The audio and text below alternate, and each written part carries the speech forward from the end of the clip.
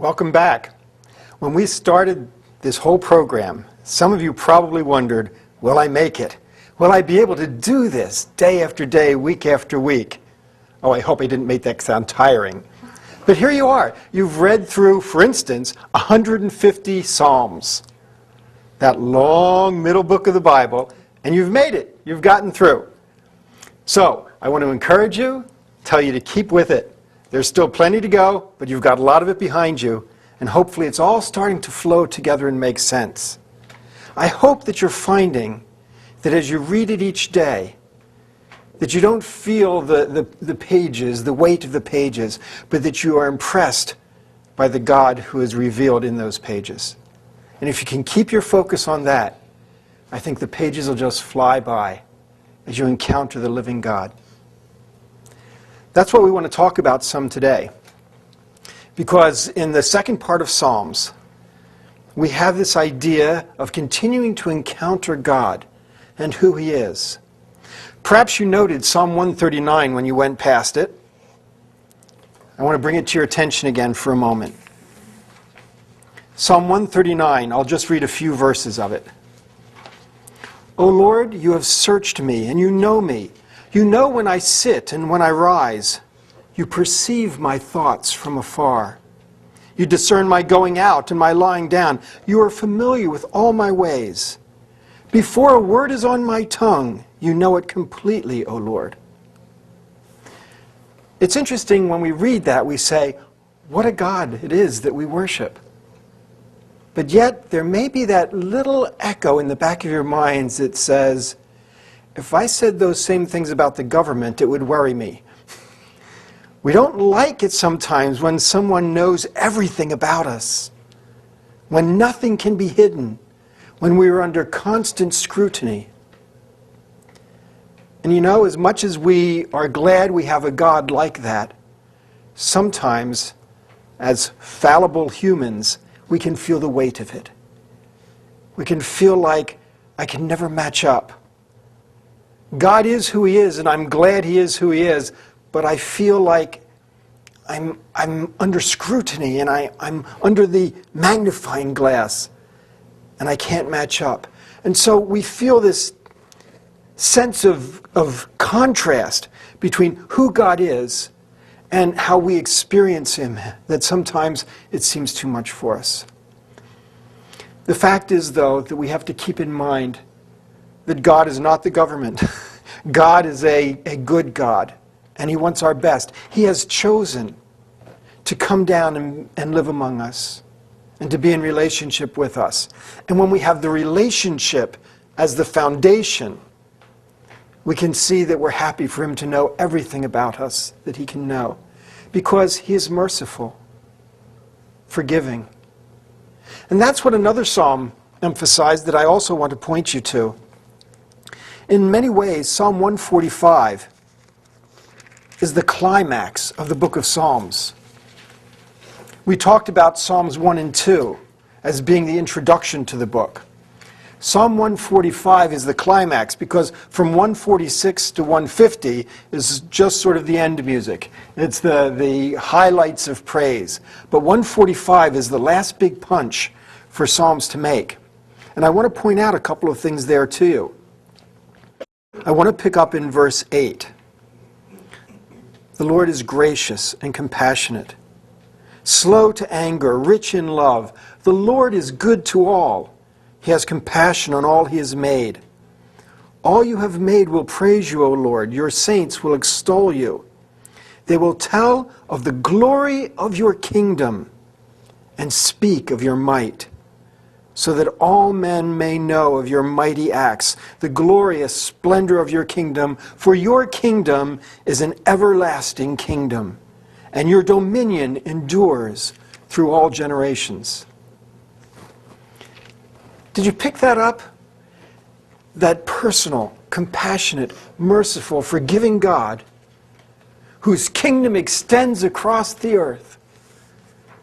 This is the God that we're learning about as we read in His Word. And so Psalms gives us this broad-ranging picture of God, from the personal level up through our perspective on the entire course of history and the entire scope of the universe. These are the things we learn about God. This is God's way of telling us who He is and what He's like. Now, you probably felt a significant change as you moved into Proverbs. Different kind of literature altogether. There are a couple important things I need to tell you about Proverbs so that you know how to read them. Think a moment about Proverbs that we have in English. Birds of a feather flock together. Opposites attract. Interesting. They seem to say entirely opposite things. And yet, we consider them both true. Isn't that unusual? Why do we consider them true? We consider them true because each one has its appropriate context. The moment at which it's right that opposites attract. That's a true observation that fits. And sometimes it's the other. A proverb, then, can be true even if it's not always true. It's a generalization. We have the same kinds of things sometimes in the biblical Proverbs. Let me just point your attention to Proverbs chapter 26. I'm going to read quickly verses 4 and 5.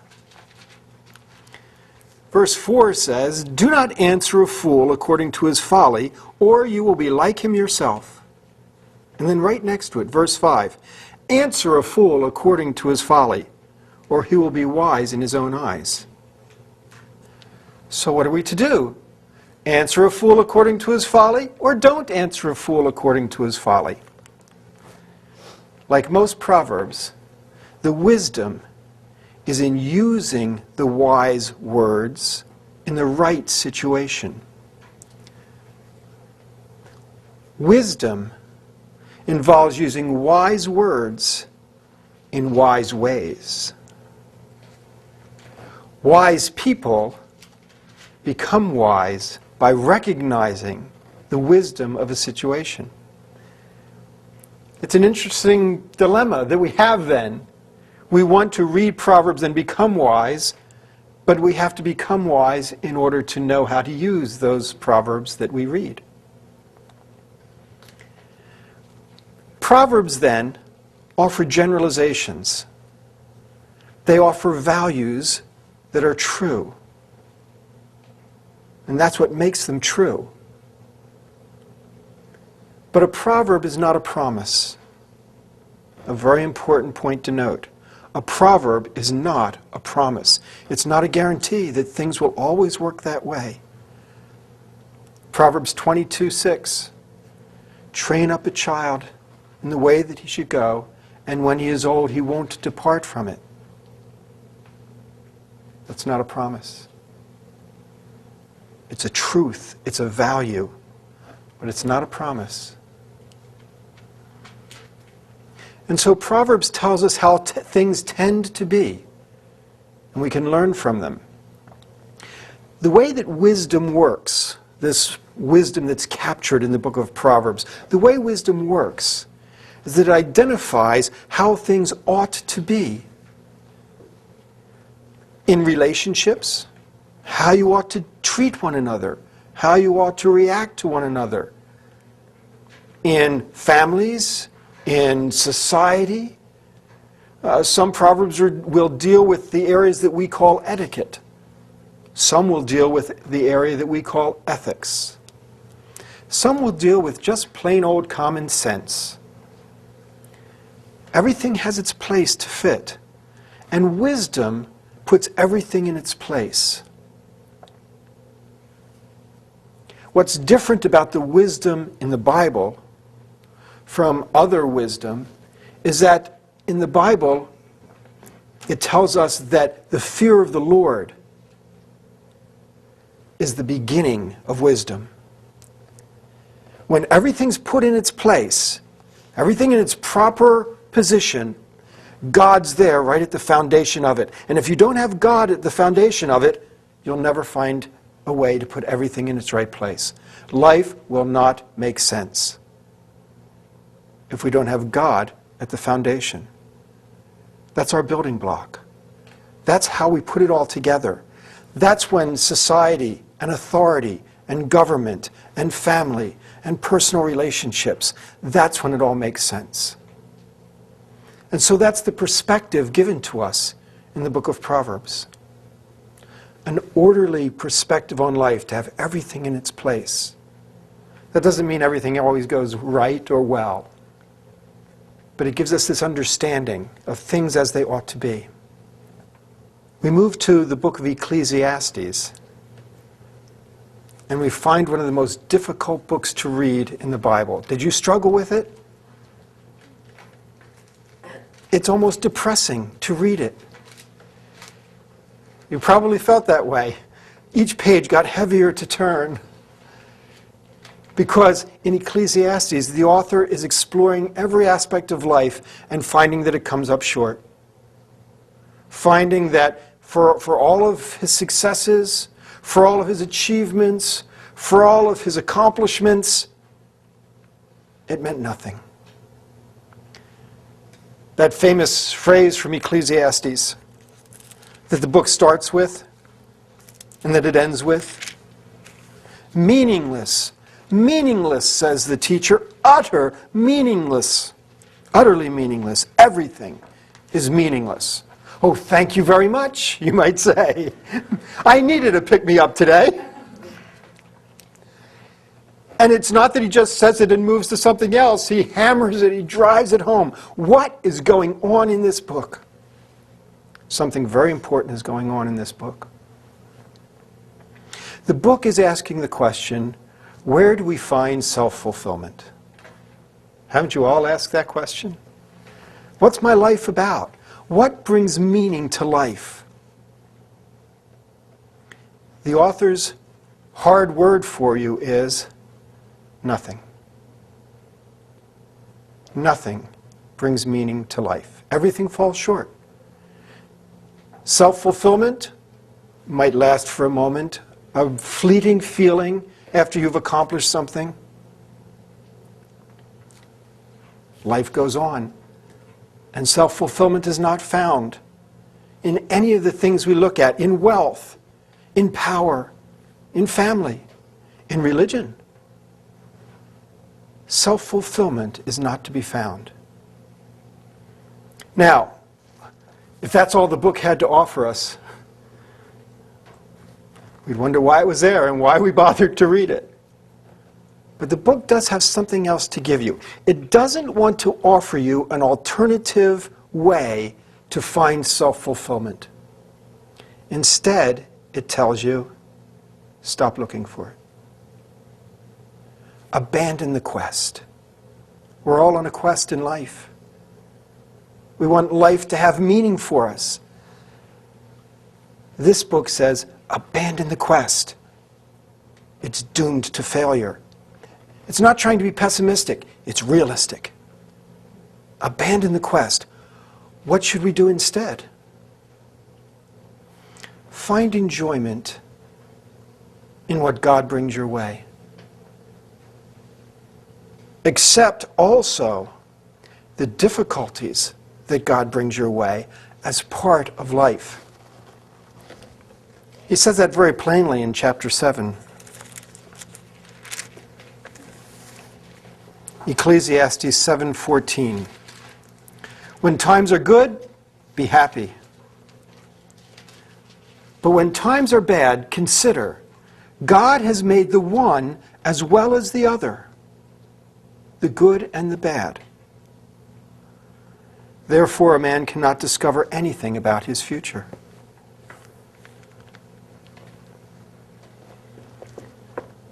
What we have to do is readjust our idea of normalcy. What is normal? We like to think that normal is the nice, smooth monorail that glides over everything, giving a beautiful view of the world below us. Life is not a monorail. Life is a roller coaster. We need to know that we're on the roller coaster. It's got ups and downs. When you get on a roller coaster, you don't expect a smooth ride all around, seeing beautiful views. You expect the ups and downs and the hairpin turns, the death-defying feeling of your stomach dropping out. You expect that. Expect it of life. Life is a roller coaster, not a monorail. If we can accept that that is normal, normal is the roller coaster, up and down, it won't throw us for a loop. If the monorail did that, we'd suddenly be worried. And that's what happens. And Ecclesiastes is trying to help us recognize that normal is the ups and downs. That beautiful section in chapter 3, a time for this, a time for that, all the opposites of life.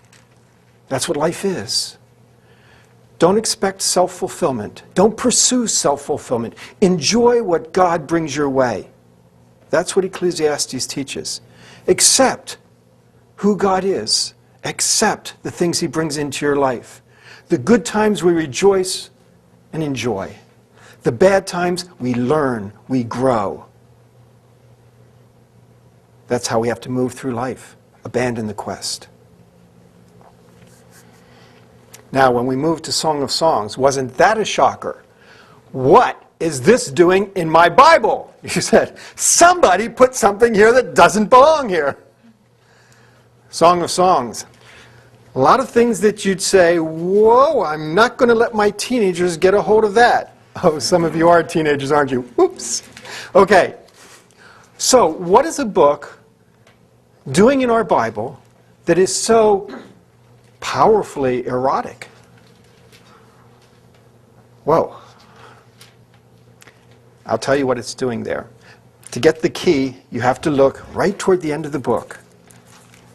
In Song of Solomon, chapter 8, where the author makes a very important point, starting in verse 6. Actually, I'll start halfway through verse 6 of chapter 8. For love is as strong as death.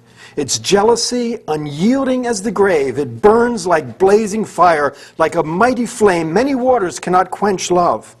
Rivers cannot wash it away. If one were to give all the wealth of his house for love, it would be utterly scorned.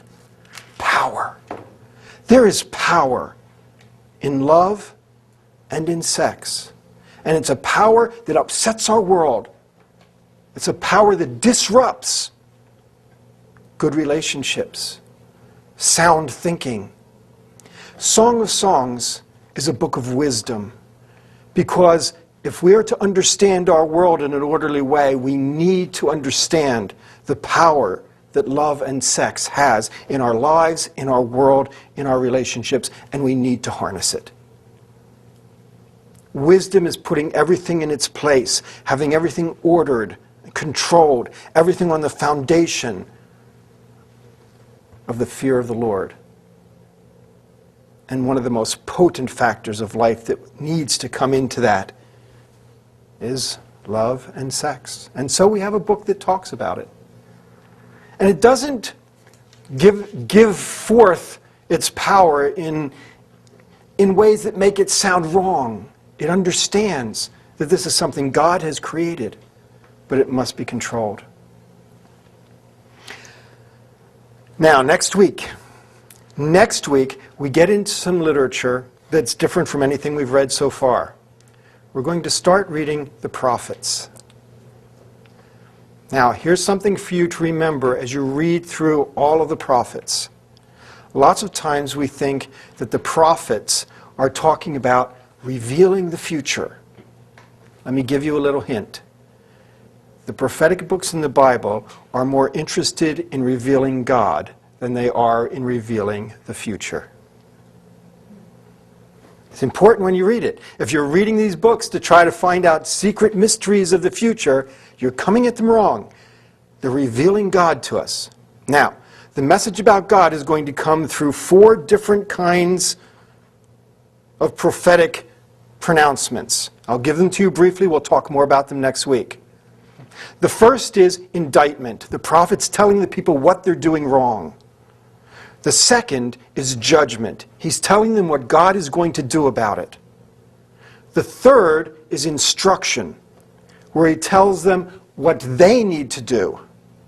And the fourth I call aftermath. That might be a strange word to you, but in the aftermath of the judgment, what comes after? And that's where he'll often talk about future hope and deliverance. Remember those four categories? We'll talk about them more next week. As you start reading the prophets, Isaiah and Jeremiah coming up, think in those terms. Now, you barely made it through Psalms, 150 chapters. I've got news for you. Jeremiah is even longer than Psalms. It has fewer chapters, but they're longer. Stick with it. You can make it through Jeremiah, Isaiah, Jeremiah next week.